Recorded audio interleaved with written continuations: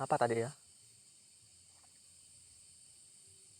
Saya langsung pulang bukan karena apa semata-mata lihat penampakan itu sih teman-teman.